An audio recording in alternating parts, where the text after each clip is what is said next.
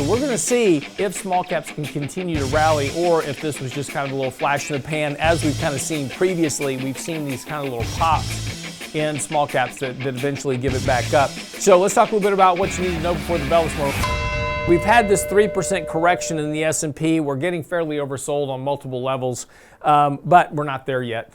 But the market did rally back above the 50. We're holding that as of yesterday. This morning, futures are pointing up a bit, so we're going to try to continue to hold this, try to rally this back up a bit towards the 20-day moving average. We'll see what happens here. But again, it's encouraging that the market right now, we've had this 3% correction. The market's holding the 50-day moving average, kind of working off some of those overbought conditions.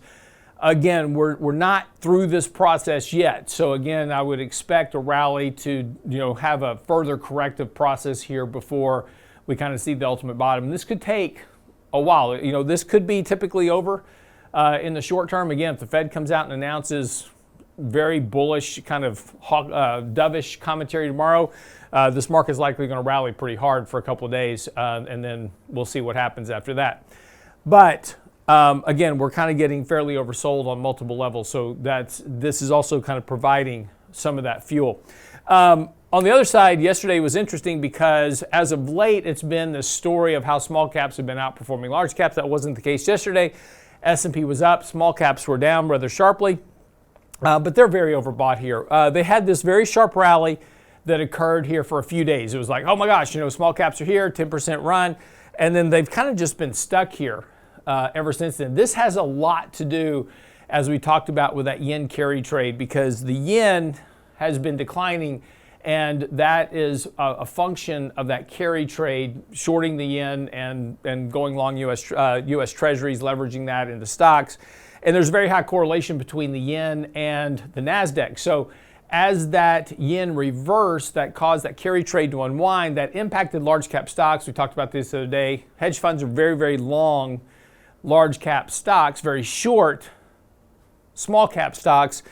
That's that short covering right there that occurred. And since that process has kind of resolved itself right now, small caps aren't really going anywhere. So we're going to see, importantly right now, if small caps can continue to rally or if this was just kind of a little flash in the pan. As we've kind of seen previously, we've seen these kind of little pops in small caps that eventually give it back up. But outside of that, when we start looking at or kind of elsewhere around the world, emerging markets continue just to really languish here.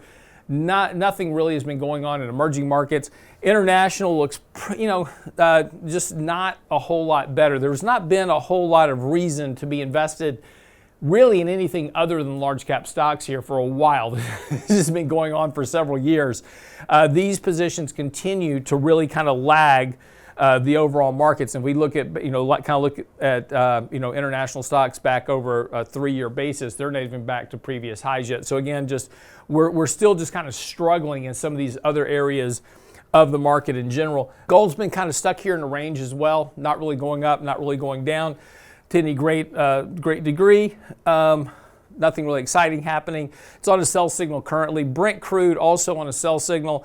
Brent Crude's kind of retesting lows here. It's getting fairly oversold, but this, there's kind of a story now that Israel obviously wants to avoid a broader war in the Middle East. So that's been putting pressure on oil prices for the last couple of days.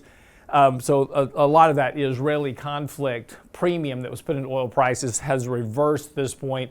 But oil prices are getting decently oversold here. So I would expect a rally in oil prices, particularly as we move later into the summer. That wouldn't surprise me, especially once we get closer to kind of going back to school. Also, if there is a rising probability that Trump gets elected in November, that should also provide a bid for oil prices, as he's going to be pro-drilling in the country. Outside of that, the dollar continues to kind of be a story of just consolidation here. If we look back a bit, dollar really hasn't done a whole lot.